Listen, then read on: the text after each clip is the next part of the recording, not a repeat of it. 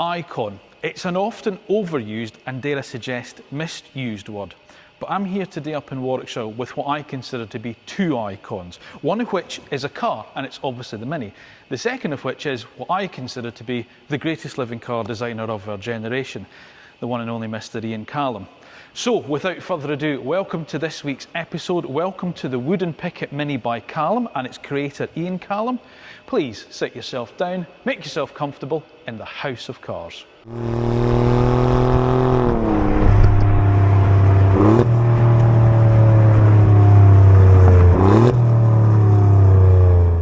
Now, before we get started on the actual Mini, Ian, first of all, thank you for taking the time out of your busy schedule to talk to us today, and obviously about this latest creation from you. But before we move on to that, for maybe people who don't know, I mean, obviously I know you from sort of like, you know, you work with the OEMs such as Tom Walkinshaw Racing, and then obviously Aston Martin, and then obviously formerly as the design director of Jaguar. But obviously you've been Callum as your own sort of like design business for quite a few years now. How did that come about? What made you leave those OEMs and set up Callum, and what's the purpose of it?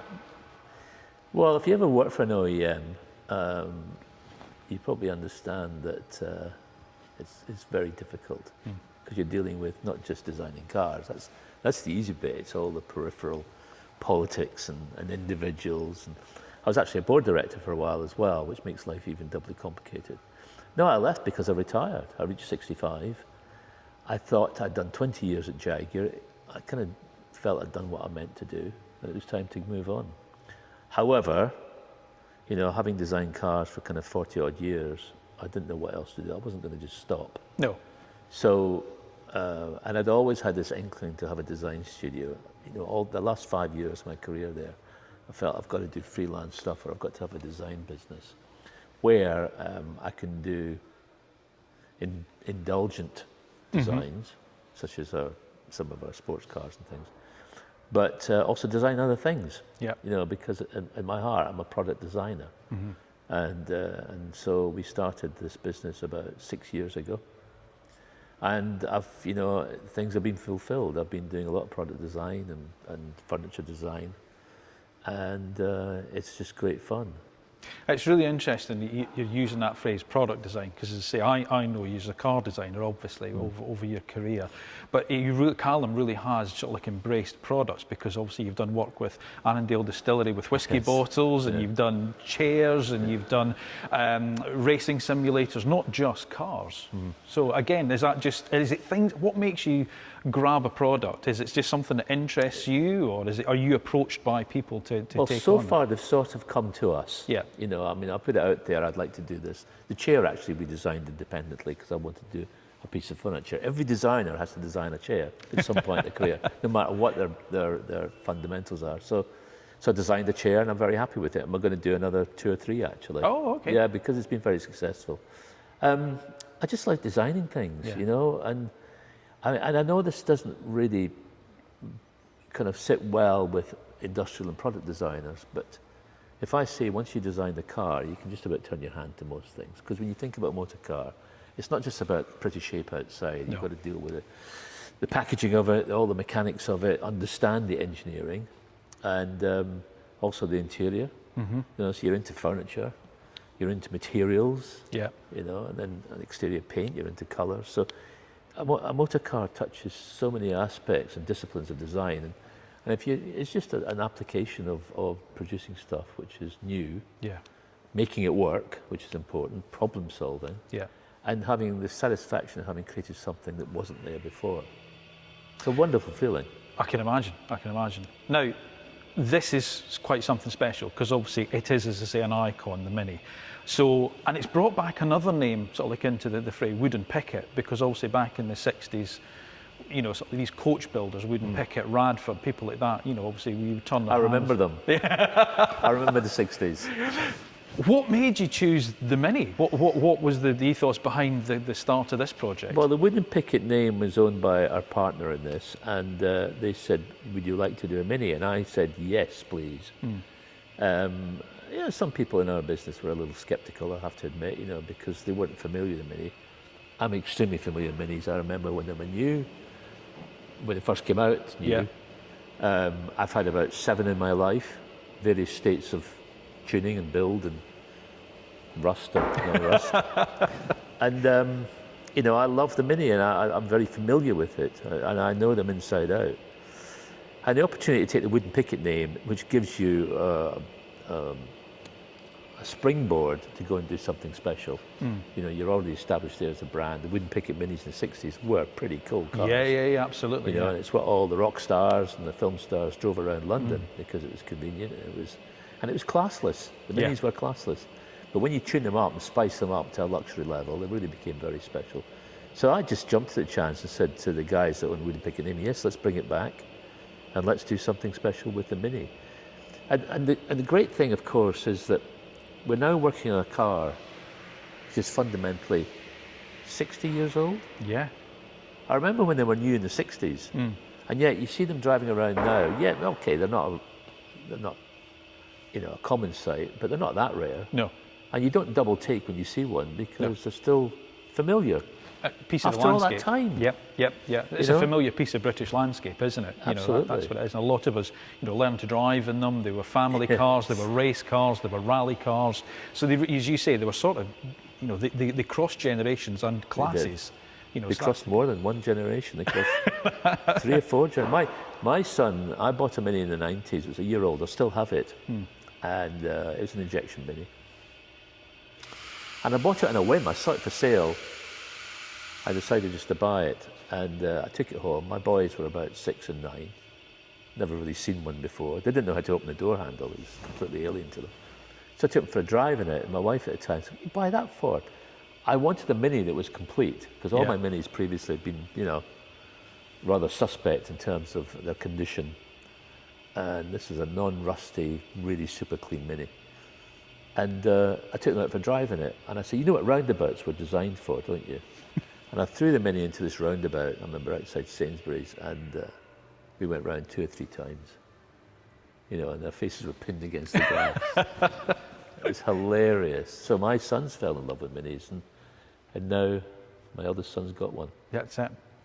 Now we're going to move on to sort of like, you know, the actual sort of like design of what you've actually done on this car and things like that. This is now sort of like showcasing Callum as a bespoke design company, and obviously Wood Pickett, as you say, is a renowned name in the world of Mini that's sort of like almost come back into the fore. But obviously these cars are available to buy now, aren't they? This isn't just some design study. These are cars you're building for sale. No, we are building them, yes, and this is the first one. Yep. This has been a bit of a development car because we've made modifications to it, both mechanically and visually. And this actually belongs to David Gandy. Yes, I saw good that. friend of mine, and he wanted to get involved in this because, you know, he lives in London and he wanted a pretty cool runabout. I mean, if David Gandy thinks it's a cool car, this is a cool car. Yeah, he's got the credentials for that, hasn't he? So yes, we're going to be building them, and we're taking deposits, and you know, and I'll have to admit they're not cheap, because we rebuild the whole car. Yeah. You know, and there's a lot of time in that. There's a lot of it. It's about craftsmanship. Yeah. So you're buying a crafted, renovated Mini to a much higher specification. And as I say, with 2 brilliant brand names against it as well, Wood Pickett and Callum. So of course, well, we put the Wood Pickett brand first, I think. But, it's flattering to think I've got my name in a Mini. I find it quite humbling, actually. Fantastic. Well, look, before we get into the design, do the usual stuff, folks. Press the like button, subscribe if you're not already a subscriber, and of course, as always, don't forget, leave us your thoughts in the comment section down below and let me know what you think of the Wood Pickett Mini by Callum. But as I say, Ian's going to talk us around the design of the car now. Right, now, Ian, normally when I do a review of a car, I'll start with sort of like the design of it from my humble opinion. So it's really nice to actually have the designer of, well, the reimagined sort of like Mini, but the design of the Mini goes obviously back to Isagonis. So talk us through your interpretation of it and what was key to retain and what was key to change and the design of the Mini. Well, for me, for any car design, it's a big picture. Yeah. You know, it's what I call the 200-yard look. And when I was designing production cars, I used to get the team 200 yards or 200 meters away from it and look at the big picture. If that's not right, it'll never work. And the thing that always struck me about the Mini, is the proportions are fantastic. Yep. Now these are proportions born out of necessity and fact, you know, the engine is where it is and the people are where they are. But the net result is that the wheel at each corner and the overall shape of it, and the kind of almost naive form of it just gives it such a character in such a great stance. Yeah. And that's what always appealed. And once you put bigger wheels on it, even if they're reverse rims, as the Coopers used to have, Yeah. it just suddenly has this sort of sense of attitude, which I've always loved about the Mini. You didn't have to do much to it to give it that extra something. And the other things, if you want something to look cute, and I've learned this over the years, is that, maybe this is where big wheels come from, you put bigger wheels on it, and if it's got headlamps which are out of proportion to the rest of it, and that's what the modern Mini does, it makes the thing look cute, because the analogy is a cub. Right, okay. Or a puppy, or a kitten. Bigger eyes, bigger paws, smaller body. And that always creates a feeling of cuteness, and that's exactly what this car does. When you think of the modern Mini, they do that too. Yeah, absolutely, and to make the car look smaller, they make the eyes bigger. Yeah. That's why they do it. That's why they do it. So it's all about this overall proportion, which is fabulous, and I've always loved it. I'll never forget looking at one way back in the, I don't know, early 70s. My friend had one. We used to tear around Dumfries in them, causing havoc. And I remember just looking at the front wing and thinking, I just love the shape of that front wing. Now, it's born out of geometry. Isigonis, and he didn't have a styling team doing this. He just decided this would be the shape. And I love the idea it's born out of that necessity and simplicity and matter of fact. Yeah. And it's created something very beautiful. So that's a Mini for me. Okay. Yeah.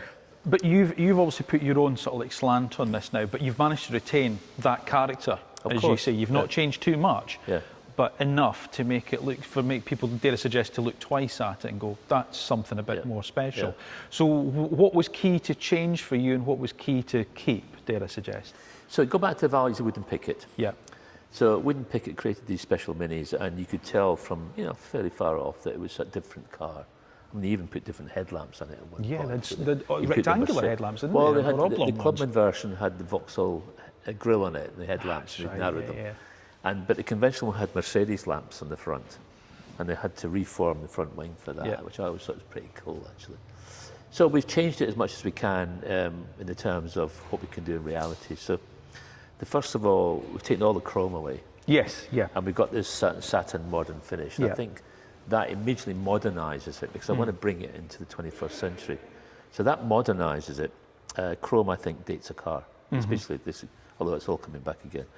But, and then we've got high-tech lamps in it, as you can see, which are very important. And so you look at them, and we didn't want the ones that had the round lamps. We wanted something much more modern. So and clean, it's got the horizontal lamps. But it's got the Mini Sport wheel arches on it, which fit well. Yeah. But below that on the Mini, and it starts at the front, I was always irritated by what I called the mess under the bumpers. Just this area down here. This lower part. So I not only wanted to hide it and clean it up, I wanted to make it more functional. So it's got brake ducts in it now. Yeah. And it drops the stance of the car just a little bit more. Lowers it down a little bit. Yeah. It just tidies up the whole front of the car. But that face becomes much more complete then. Yeah. It's got a proper frame around it, because it starts at the bottom. But if you look at a conventional Mini, it's just all bent metal under there. Yeah, that's right. And you can see the seams and all sorts of stuff. Yeah, and it's just not very pretty. Yeah.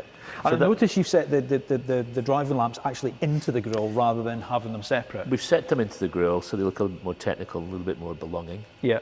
That was quite important, that it felt part of the car, because it'd been easy just to put spot lamps on and hang them off the bumper. Yeah.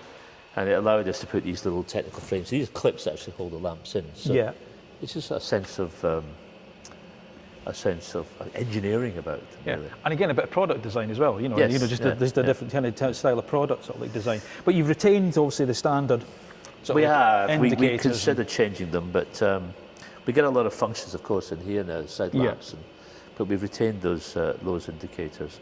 We put a bit of sparkle in them. If you notice, they've got a bit of a crystal sparkle in them. Yes. Just to kind of brighten them up a bit. And it's right, exactly as you said. It modernises the front of it without taking away the essence of the Mini. Yeah. As you say, it drops the stance, it gives you that lower, tidier area, and just more technology. And as you say, the lack of chrome, just modernises it. The other thing is, I wanted to use the Mark II grille. I always favoured it. I felt the older one, the first one, we were talking about using the older grille on it, but I always think they look a bit sad. Yeah. And I think the Mark II grille just looks a bit crisper, so that's why we've chosen that. Now we'll get on to sort of like how people buy one of these a little bit later on, but what if somebody came along and said about a Clubman or a 1275 GT? Would you take it, or would you push them more towards, are you not a fan of those fronts? No, I love the Clubman. I've always liked, I used to actually have owned a Clubman. Yeah. It wasn't a 1275 GT, it was like the 1100.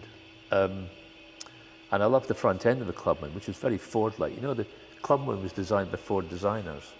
I had heard that, yes, that's right. From Essex to Longbridge, yeah. and they kind of brought the Ford Cortina with them. And that's how it came about. And it's slightly longer, of course. Yeah. No, we would consider a Clubman. I think I'd have to sit down and think what you would do with it. But that would be another project. That'd be another project. But I'd love to do one. Yeah, why not? Yeah. Because Wood Pickett did do a Clubman. Yeah. They're rare, though. You know, you've got to try and find them first. Yeah. Because usually they're just in bits somewhere. The other little detail just mentioned is we designed a badge, which is a very similar shape to the old Cooper. So this is your design? This is the Wood Pickett design. Yeah, it's the Wood Pickett design, yeah.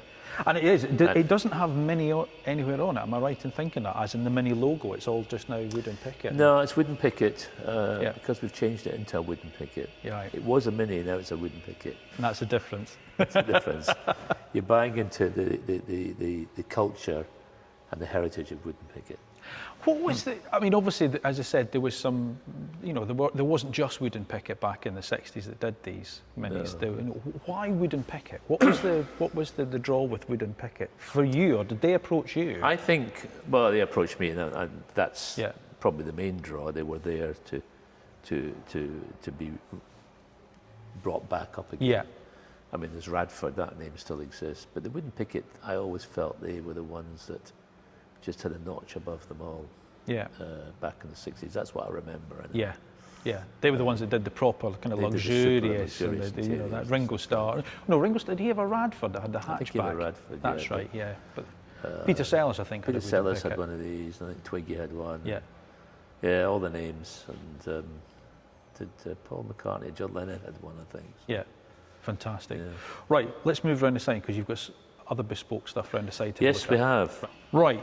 So it's a sport pack car that's sort of because you've got the extended wings of the latter sport pack cars. Is that right? The late 1990s. That's correct. Yes, cars?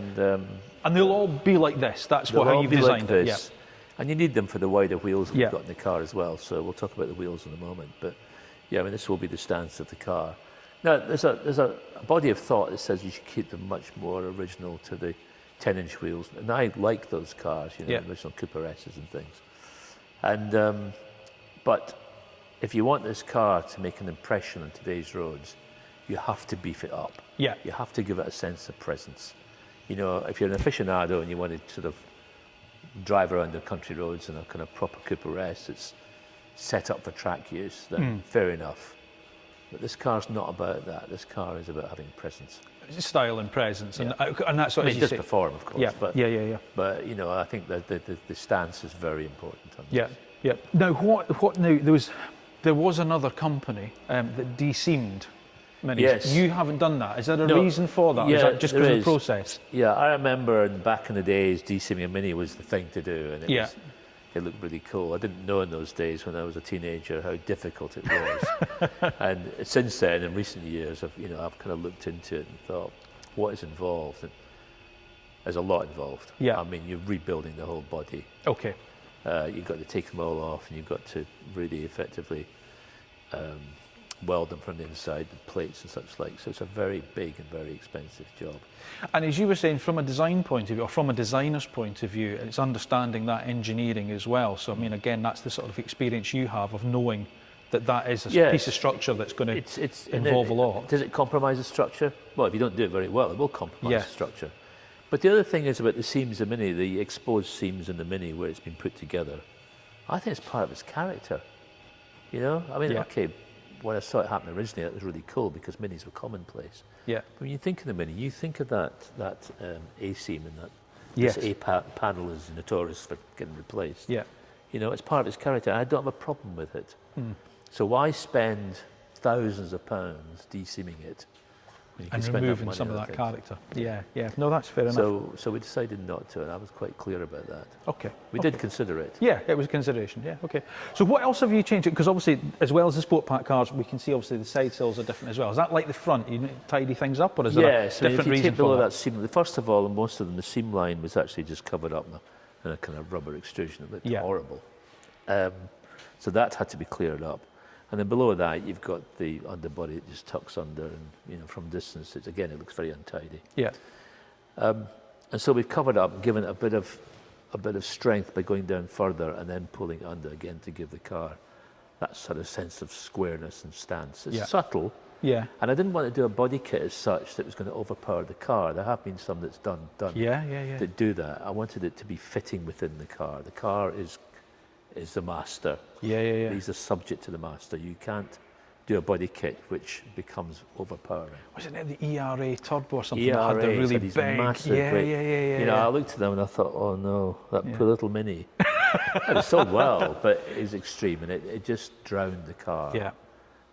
So it's important, and we put a lot of fairly sophisticated shape into that sill. I mean, you have to. And it's got little vents in it too. The other thing as well is when you look at it, and I hope you take this the right way, it looks OEM. That's one of the things. That's important. It has to look like it belongs. It looks like it really does belong there. And actually, that is just exactly what an updated version of a classic. And it nestles in with wheel arches nicely, which were just lying in space before. Yeah, and this is your signature. Yeah, sort of like cut-ins, isn't it? I put 4 slants in most of the cars I've done. If you look back on the other things, you'll find them somewhere. And I wanted to put 3 on, and I thought, well, if you're going to do something like that, it needs to be an odd number. So just to be contrary, I put 4 on. You put 4 on. Now, you mentioned the wheels. You said we're going to talk about the wheels, so let's have a chat about the wheels. What's different about these? Well, they're 13-inch wheels, and you can buy aftermarket 13x7s. They're quite commonplace. Yeah.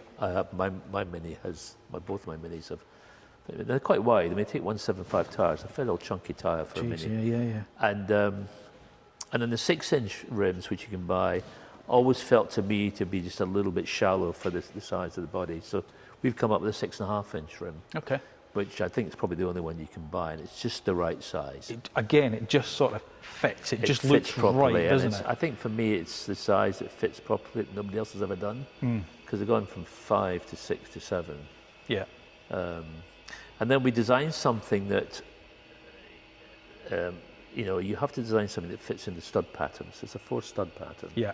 And so we've got these 4 clover leaves that come off it. And what was important for me was that they had some depth to them. Yeah. We've taken the rim away, which is nice in some of these pseudo midnight ones with lots of polished rim. Yeah. So the depth goes towards the centre now. Yeah. It just gives it a sense of strength. As you say, it would have been very easy just to go in for a set of mini lights, which is sort of like, dare I suggest, the traditional default wheel that a lot of people go for. But you've designed your own pattern, which it gives that character to the car, I think. Again. And we'll be offering these separately. Yeah. Oh wow. Okay. So these will. If we'll be selling them separately. People want a wooden picket wheel of this design, they can go and put them on their Mini. But bear in mind they're 6.5s. Yes. So there's a bit more change needed on. Will they fit in a car without wheel arches? Probably not. No. But there are wheel arches. There are ways around it. And again, just taking away all that chrome work. Again, that satin finish on the handles. Satin finish. It just feels more sophisticated, and it fits in, especially with this colour. It works well. It's a beautiful colour. Is this your own colour? Have you devised this colour? We've created it from originally.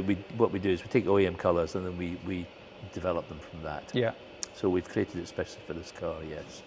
This is a colour that David Gandy wanted because it's very similar to Steve McQueen's Mini. That's where I've seen it. That's right. Yes. Right. Okay. Yeah. And we talked about putting some white because he had the copper and some cream parts in it. And I persuaded David to leave this as one colour for the moment because we were setting off what the Wooden Pickett Mini will be like. Yeah. Now, if somebody wants to do a two-tone, then we'll certainly, you can do that. We can do that for them. But it was important for me. This is one colour with a coloured roof. Yeah, and of course you've got that stripes, subtle, more kind of bronzish stripe in it as well that goes across as well. What we looked at to begin with was a satin stripe that was clear that just sat over it. So I wanted that subtle difference. I Yeah. love the idea of stripes. It's just something that, you know, my generation grew up with. You've got a stripe in the car, it's going to go quicker, isn't it? Yeah, of course it is. But I didn't want something that was too brazen. Now, we've drawn up lots of different colours, done a red car with white stripes. So if you want to be a little bit more. And we'll also offer painted stripes as well. Right, okay. So these are obviously put on as decals and transfers, but we will paint them. But that's That's a an little bit extra. A little bit extra, I can imagine. Yeah. But the important thing about the stripes is we finish them off. They don't just stop, and you're either going to run them right through the whole car, which is going to be too much. So at the ends of them, both front and rear, we finish them off. You do, yeah. It's a subtle thing, but at least it's got a sense of. But it's having that designer's eye, dare I suggest, that can yeah. see those little details. Yeah. Yeah, fantastic. Yeah. Right, let's have a look around the back, see what you've changed there. Right, and again, around the back, you've kept that sort of mini look. It looks fabulous at the back with the twin exit exhaust. I absolutely love that. Yeah, we all love twin exhaust pipes, don't we? It's Absolutely. clearly not electric. Again, the sill body section runs round underneath the bumper just to tidy it up. With your little cuts in there. Again, that section under the Mini always just looked unfinished. It was rolled under, but the flanges looked, they weren't finished off properly. So we've covered it up. We've taken the form under there, and it just gives it a completeness. And we've got the WP logo on the back moulded into the parts in the corner there. Oh, okay, yeah. As well as a little indication of fluting. So. Yeah, and we've got the nice little Callum C Yeah, there. we debated whether you should put that on or not, but I'm very proud of that. Oh, well, I think you should be, because it's a fabulous effort on the whole car. The Callum C on a Mini. Yeah, it's quite flattering, really. Is there anything on it that you now looking at it, you might have... Well, we've got to mention the tail lamps. Okay, yeah. They're brand new, unique. They're LEDs. They obviously work a lot better than the old ones. And I wanted to keep the squareness because I like the Mark II better than the Mark I. And we just made them. The size of it's been determined by the size of these units here. But we managed to disguise some of the depth with the change in Of colour. course, yeah. And so it's just a nice little detail. So probably the most significant styling change that's different from the original. But they're a lot of fun. Yeah. Is there I always get the impression that maybe with the designer that you're never truly satisfied. You're always maybe thinking, oh, maybe I could just tweak that or change that. Or are you very much like, that's it, that's how I've done it, and that's how we're going to do it? Or are you now looking at it going, we could maybe change that, or we should maybe have done that? Or is there anything on it you think? Well, it's about a balance at the end of the day. You could change more. We could have flush door handles, for instance, which would be something nice to have. We could have an electronic control for the boot lid. We could do all these things to tidy it up even more. But it's all cost. Yeah. And then you have to weigh up, is it worth that cost? Is it worth spending another 20,000 to get these little features? So it's about a balance. If money were no object, I did my own, I'd probably do all these things. Yeah. But you have to balance the value of the car and the value of where the customer thinks it's put. So I'm very happy the way it's turned out. I'd happily have one. It's got everything on it I'd want. Of course, I would put mine a little bit lower. Yes. And put up with the ride that goes with it, because that's what I do with all my cars. Yeah. But it's just right, and it's got the right presence. Well, as an ex-Mini salesman, because I sold these back in the 1990s. I find that incredible. I think it's fantastic. I really do. And as I say, it caught my eye when I saw it, because I thought to myself, yes. And please take this the right way. I thought to myself, if Rover had continued to evolve that design, you could almost see this being, sort of like the evolved Mini design. So you've modernised it, but kept the original character of the car, which obviously people love. And of course, bringing back a name like Wood Pickett is just phenomenal. I think it's great. Great, that's the design of it, but I think there's quite a lot more change to the interior of the car. There is. Right, let's have a look at that. Okay. Now, I have to be a little bit short here, because obviously the two of us can't fit in the car and show the interior, but the interior, I think, is a really important part of the car, because this seems to be quite substantially changed. What was the reason for changing it? How much could you change? Just talk us through the whole design of the interior. Well, the main structure underneath the dashboard, for instance, is kept as it was, because you have to keep the integrity of its structure. But what I struggled with Minis through the years is you could never see the dials. So we lifted the dials up so you can actually see them. Yeah.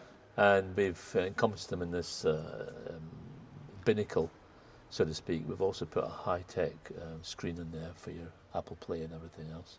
and we've redesigned the switches into something that are not these horrible old toggle switches. They look stunning. I mean, you know, I love a tactility for a switchgear. For me, is a really big thing Very when important, I test cars, yeah. and I think they look absolutely Very fantastic.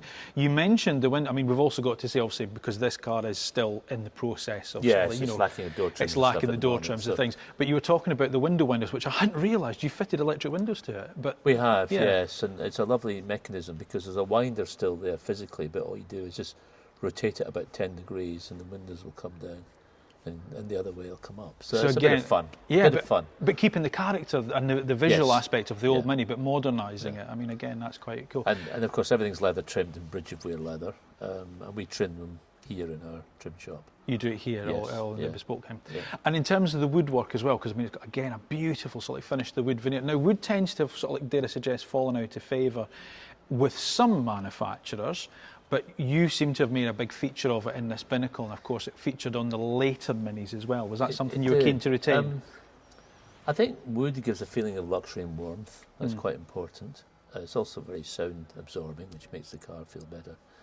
But we offer different colours of wood. We offer dark grey woods, and we also offer a metal finish as well, if you want. This wood was a particular choice of David Gandy's, so he wanted this particular grain, but it's a bespoke process. Yeah.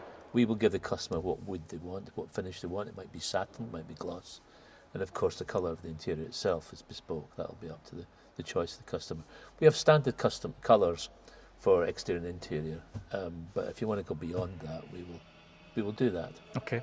And the other thing I wanted to ask about is one of the things that was quite, when I went, Renault have done with their new Renault 4 E-Tech is the canvas roof.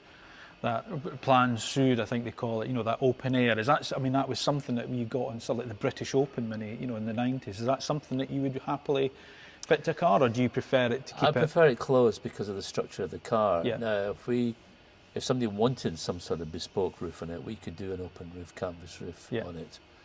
We'd have to build a special roof for it, but I'm sure it's possible. Okay.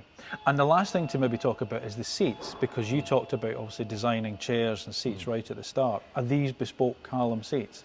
They're bespoke. They come off an existing frame, which we Yeah. buy in. There's no point in duplicating everything, but then we retrim them completely to our style.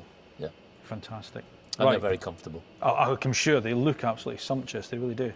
And David Gandy's a tall man. He's So a tall man, yeah. and he sits with the seat quite far back. Yeah, And we might actually have to lower this one slightly for him, which we can do. yeah, So to get him to fit in properly, but he loves it. He loves driving it, and he does fit. yeah. Oh, I can imagine. What a fantastic thing. Right, now there's some change. Oh, I've also noticed, is that a cup holder there as well? Yes, of course, we've got a cup holder. We've got a cup holder, and this is actually a mock-up. Yeah, There should be two of them in there. Yeah.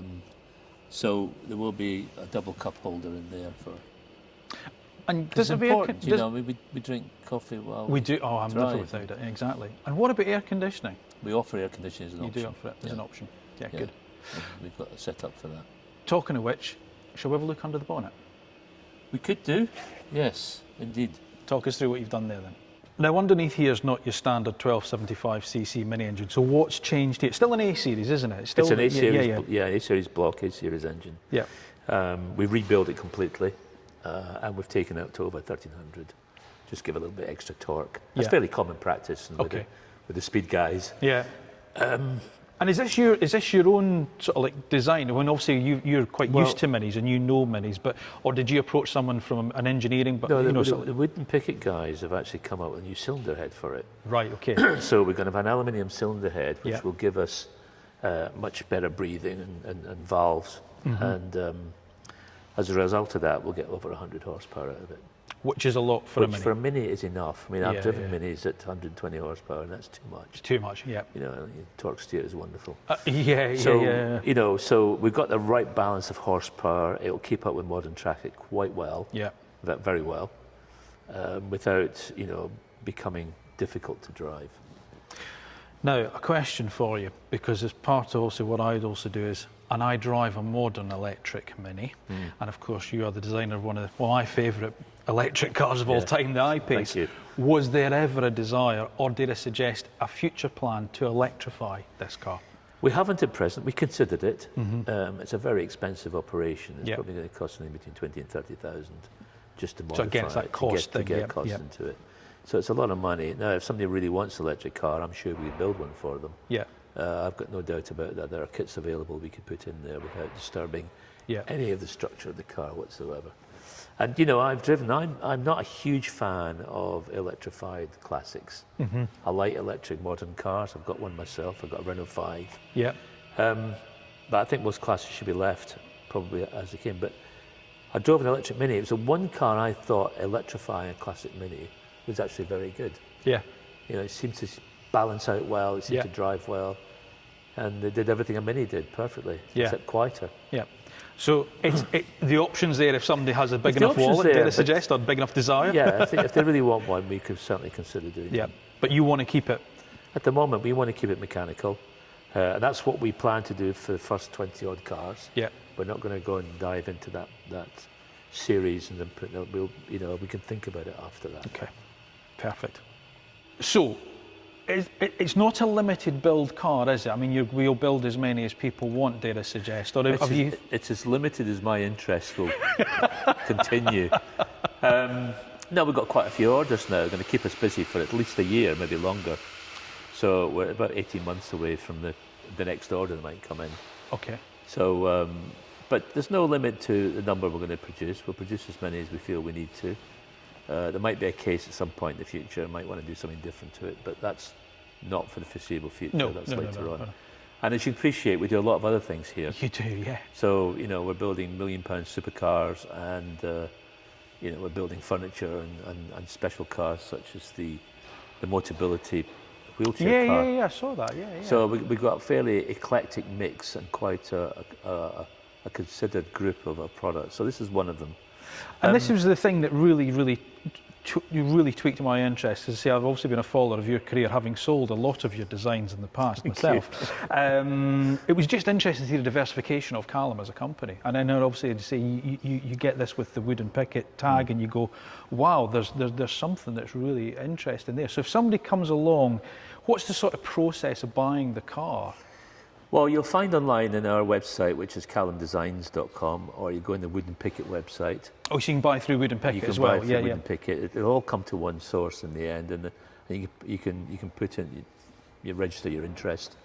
Next stage is you put down a deposit, and then when the right time comes, we'll talk to you, and we will find a door and car. Oh, so you find the car as well? We will find one, or if somebody wants to bring a car they have. Okay. It's got to be a specific year. It's got to be post 94, I think, or 95. Yeah. Because it's the twin point car. Yeah. And then we'll assess how much we need to do to get it back to this level of build, and then we'll go through that process. The price of doing that is pretty much because if you're going to put new body parts in it or replace parts, usually we know the condition of most of these cars when they come in, so we know pretty much what to do. You know where your starting point is. And then but the next stage for customers is to come in and specify the car and have a fun time with it, you know, and they can go very standard with the standard pricing, or they can go wild. And I mean, I'm not going to make judgment on people's choice. No. If I think it's way out, I will warn them. Yeah. This is probably not a good idea. Yeah. I remember when we were doing Aston Martin, somebody came in and ordered a pink one. And we asked her to put down half the price of the car first. I remember, yes. I remember that. I think it was repainted in the end. I think it was, yes. Anyway, so, you know, we can advise customers, but, you know, the stripes, such that one customer's actually, he's asked for 3 cars that match his supercars, 2 Porsches and a Ferrari. Right. And he wants them the same colour. She can be bespoke and like that. And he wants a roundel on the door to match the... Yep. And he's in America. Right. So we're going worldwide with this. Oh, I was just going to say, that's the other thing as well, because in terms of federal, you can, I mean, it's just, you can do because that. of the car's age, yes, you can do that. If we catch one that's over 30 years old, we can take it into America. Yeah, that's fantastic. Now, I've got to ask, because, you know, when people would say if you can't ask, you can't afford it, but price-wise, where are you starting I can't afford it. Well, I certainly can't, but in terms of price-wise? It's expensive, because it's a bespoke car. Of course. You're buying into the craft of individuals that are going to build it for you. It's not coming off a production line. So the basic price starts at 75,000. That doesn't include taxes. No. And so, and then beyond that, you can bespoke it up to over 100,000. In the world of cars these days, it's very easy to have a £50,000 modern family car. You can. You know, and a lot of people might think, well, that's too much for a Mini. But I know if you go outside, have a Mini built from an old Mini to a level that's a good level, you physically can't do it for less than £70,000. Yeah. Some standard Minis I see now, some of those later cars, as you say, 15, 20, 25,000 pounds as the standard Mini. Oh yeah. So Oh yes, some of them are. They if have, you get a good, injection or even older Mini now in good condition, they're well up in the 20s. Yeah. Well, look, I think it's absolutely fantastic. I mean, I think it's, I'm sure obviously Mr. Gandhi's very happy with his choice, because I think this thing looks absolutely stunning. I love the look of this car. And as I say, I'm obviously a big fan of yours over the years, Ian, so thank you ever so much for taking the time to show me around the car today, and for taking the time to explain more about it. What's next for you? You said what's next for us? Well, we're still building our next? Aston Vanquishes, special ones. We're about to start another one, a grey one in the corner there. So that's ongoing. We're talking to, and I can't tell you too much about it. No. But we're talking to clients about doing bespoke, low volume supercars. One of them based on Jaguar powertrain. Yep. And the other one, which we won't speak about at the moment. But so that's kind of what's next for us. Okay. I hope we do more work with Motability, because we had such a successful job of our Motability people carrier. Yeah, that looks. And it's a fun thing. It's been received very well. Yeah. It's really got the OEMs speaking, which is good. So we might do something again like that if the opportunity arises. Is there another classic like a Mini you fancy turning your hand to, or are you? To be honest, I don't know. I think about them. The one thing people tease us with Wood Pickett, of course, is they also did the Range Rover, the Mark I Range Rover. So, I'm thinking that would be a nice project. We haven't even started to think about it yet, but it's in my mind. The Mark I Range Rover has to be a two-door. I was going to say it has to be a two-door. Has to be a two-door. It would be a lovely project. Or a six-wheelered version. Well, we'll leave that for the fire brigade. We'll leave that later. Yeah. Ian, thank you so much for your time today. I really do appreciate it. Folks, I hope you've enjoyed this week's episode from House of Cars with the new Wood Pickett Mini by Callum. If you have, please give it a like, a little thumbs up, and of course, as always, please make sure you're subscribed to the channel. If you have enjoyed this week's episode, you'd like to see us do more of these sort of, interviews with people from the industry such as Ian, then do let us know down below, and let us know your thoughts on the new Wood Pickett Mini by Callum. Put your thoughts down below as well. And remember, whether or not it is an old car or a new car, a slow car or a fast car, a small car or a large car, you're going to find them all here in the House of Cars. Thanks again for watching. Thank you for your continued support. We'll see you again soon.